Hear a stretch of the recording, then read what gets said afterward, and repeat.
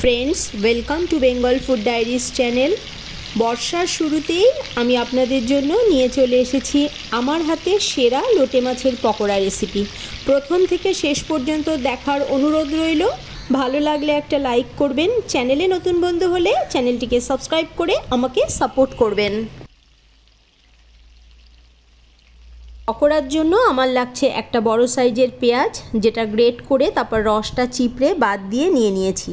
একটা বাটিতে প্রয়োজন মতো ধনেপাতা নিয়েছি, অন্য বাটিতে কাঁচা লঙ্কা ও রসুন একসাথে নিয়েছি। দুটো বাটির ইনগ্রিডিয়েন্টস আলাদা আলাদা পেস্ট বানিয়ে নেব। এখানে 500 গ্রাম লোটে মাছ ধুয়ে জল ঝেড়ে নিয়েছিলাম।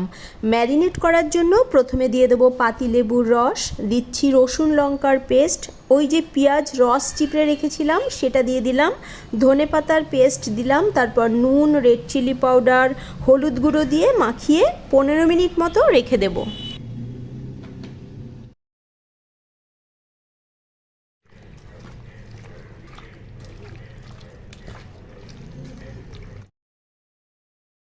অপর দিকে একটা বাটিতে নিয়ে নেব বেসন, ওরই মধ্যে নিয়ে নেব 1 টিস্পুন রেড চিলি পাউডার, অল্প হলুদ গুঁড়ো ও নুন।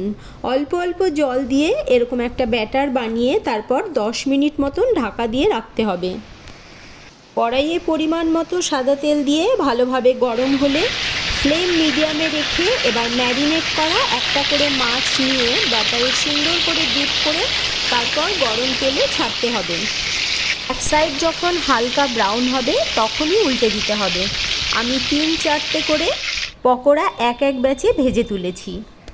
বাইরে যখন ঝমঝমিয়ে বৃষ্টি, সেই সময় ঘরে যদি হয় এমন গরম গরম লোটে মাছের পকোড়া, বিষয়টা কেমন জমে যাবে একবার ভাবুন তো। আমার লোটে মাছের পকোড়া রেসিপি আপনার কাছে কেমন লেগেছে আমাকে কমেন্ট করে জানাবেন, সাথে লাইক, শেয়ার, সাবস্ক্রাইব করবেন। আবার দেখা হবে নেক্সট পর্বে। ভালো থাকবেন, সাথে থাকবেন।